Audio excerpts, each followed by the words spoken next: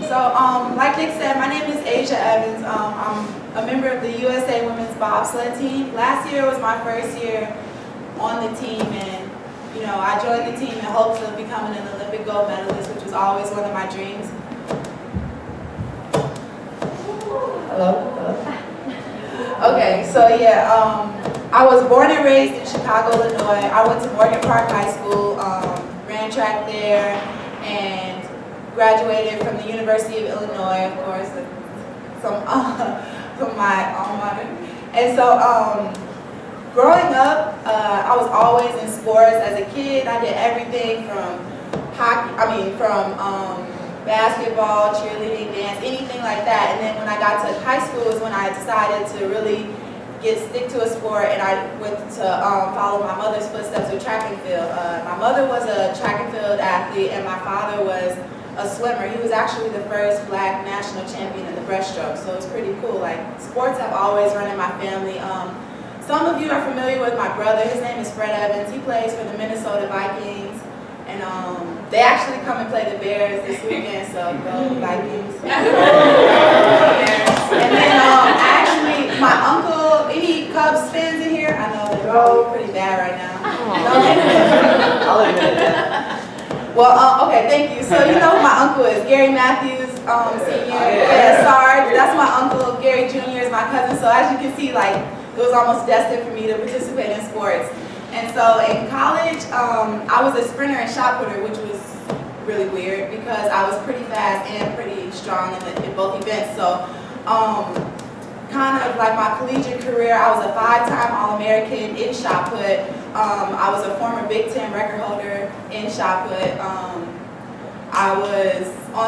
I qualified and competed in the 2008 Olympic trials, and I was on the USA national team in shot put. So it was pretty cool. You know, I was this size, like small girl coming straight from the 100-meter dash and walking right over to do the shot put, and all of those girls are kind of intimidating, pretty big, like tall, stocky girls, and I was out there beating them, so it was kind of cool. So after that, I decided not to pursue track and field right away out of college. It was kind of weird.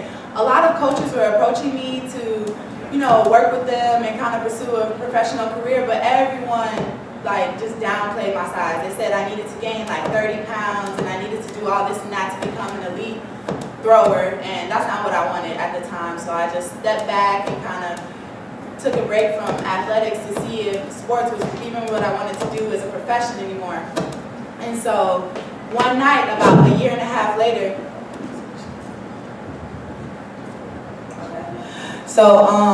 one night, like about a year later, I just really missed it. I missed being on that elite level. I missed competing, I missed practicing, I missed traveling, and it was just burning inside. And so I decided to pursue bobsled. Now, the idea of bobsled, I mean, we can get this out the way. Everybody familiar with Cool Runnings? You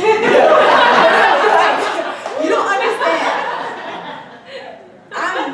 I love Cool Runnings, but everybody thinks as soon as you tell them, hey, I do bobsled, they all want to say a Cool Runnings joke, and you want to laugh because you feel bad, but I mean, everybody thinks that it's so original when they say a joke, and I'm like, yeah, I heard that one, sorry. It's not quite like Cool Runnings. I mean, Cool Runnings is awesome, but for women's bobsled, it's a 2-man, so it's a driver and then the brakeman, myself. And as for a brakeman position, they always look for athletes with track and field backgrounds because they're, usually great sprinting technique and stuff like that. Like a lot of my teammates, some of the newer teammates is Lolo Jones, everybody knows her from track and field. Lauren Williams, she's an infamous track and field athlete. She actually retired from track and is now pursuing bobsled as well. So all of us have kind of came in this past year or so kind of in hopes of making that Olympic team and going for gold. And so I got into bobsled because my senior year of college, it was 2010, and that was the year of the Winter Olympics. And my coach was telling me about how he looked into bobsled, and my first thing was Cool Runnings like everyone else. And so he was like, no, but they actually they look for athletes that come from track and field backgrounds. Around that time, there was some people like Vanetta Flowers, who was the first African-American woman to ever win an Olympic gold medal in a Winter Olympic sport. So that was pretty cool, and she came from track and field and everything, and he was like, you know, if you ever gave it the chance, you would be good at it. And at the time, I was so set on track and field and becoming this Olympian in track and pursuing those dreams. And so I kind of pushed it to the side, but when track didn't work out as I planned at the time, I would instantly convert it to bobsledding because I knew it gave me a chance to become an Olympian faster. So I looked it up, and it's bobsled. So it's not like you can go outside or go to your local high school and see a bobsled track. So they kind of look for, they kind of do a combine style testing like football, like for the NFL, for college and everything like that, to see, get a general idea of your fitness and what kind of speed and stuff you bring to the team. And after that, then you would go to the Olympic Training Center in Lake Placid, New York, or Park City, Utah, and kind of work with the coaches there. And they have a push track. After this, if you guys want to talk to me or see some videos, I have my iPad and I can show you like some of the videos and stuff, because it's so hard to explain. But they have push tracks so we can work on our form and stuff when we're not on the ice. And so, so I saw that they had the combine coming up in June. It was June of 2013, or yes, June of 2013. So I just missed the London Olympics, and I knew I couldn't train for summer track. So I decided to go after it. It was March when I made the decision. So I had roughly like 4 months, 3 months or so to train for the sport. And at the time, a very good friend of mine, kind of like a father figure to me, Elias Karras, is the owner of EFT Sports Performance out in Highland Park, and they train a lot of big-time athletes. Lou Aldang from the Bulls, all of the guys from Bears players to like guys that grew up in Chicago come and train in the off season. So it's pretty cool. Like my whole training experience over the past summer was myself and all football players. So it was like I was one of the guys, like literally I was the only girl out there with Matt Forte, my brother Fred Evans, and a lot of the other guys in football. And that helped me grow a lot as an athlete, because guys just have such a better mentality sometimes when it comes to sports. Like you guys are gritty and you know how to make the environment fun but still get the work done. So that was a great experience. So I went to Elias and told him about my Olympic bobsled dream, and of course he brought up Cool Runnings first.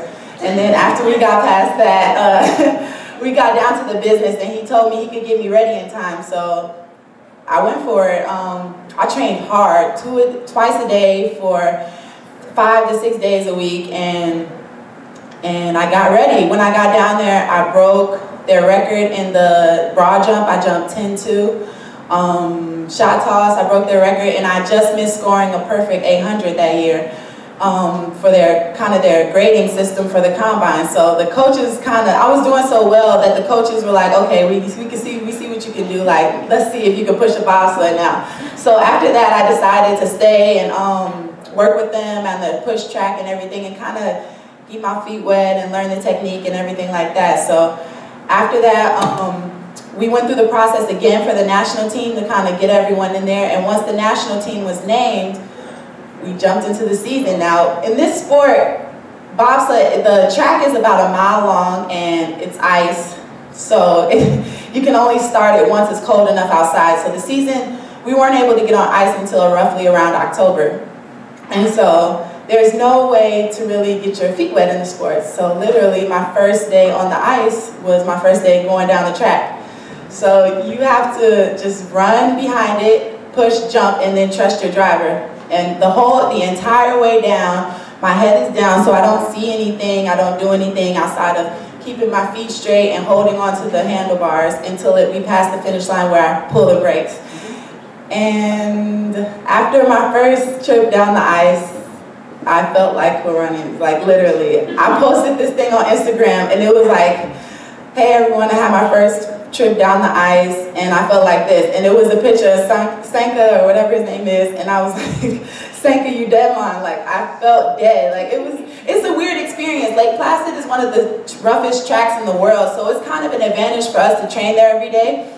But at the same time, it's a crazy experience. Going down a bobsled is like going down maybe a roller coaster or a hill in a trash can. You just feel like it's noisy, you feel like a lot of movement and jitteriness and everything like that. So at that moment, when I got down at the end of the ice, I really had to make sure this is what I wanted to do, and if this dream was really what I wanted. And so I stuck with it, talked to my mom, of course, and she told me to stick with it. And so we can fast forward to roughly around the end of the season. After World Championships, we had the Olympic test event, which is in Russia, in Sochi, Russia, where the Olympics will be held. So basically, anytime a city hosts the Olympics, they build all new facilities. So everything you use is brand new, from the ice rink to everything else. So they have to have like a race on that track, or a race or competition in that facility the year prior to it to make sure everything goes right. So we had our last race, our last World Cup race in Sochi, Russia.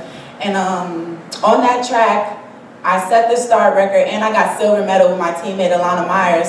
So that was a big, big advantage. I mean, my whole season, I did really well. I set the start record on 4 different tracks. I got 3rd in Eagles, Austria, 8th at World Championships, and 2nd in Sochi, Russia. And Sochi was the biggest thing to me because that's where the Olympics will be held. So it's just a big advantage going into the Olympics, and it makes my dream so much more real. Like, I feel like the hardest part is out the way, and now all I have to do is get through this year and get on that track and do my thing, and now I'll be an Olympian, Olympic gold medalist, hopefully. So it's been a crazy journey. I'm blessed to have been to so many different places. Outside of this experience, the only time I've ever been out the country was when I made that USA team I told you about, and I went to Mexico. And now my passport has stamps from over 8 new countries, like I went to in 1 year. I've been to Russia, Switzerland, Austria, Germany, France, everywhere, Canada, everywhere. So it's an amazing experience, and it feels good to have the support and the community behind you. So yeah, like, that's where I'm at, and hopefully next time I talk to you guys, I'll be an Olympic gold medalist. So thank you for your time.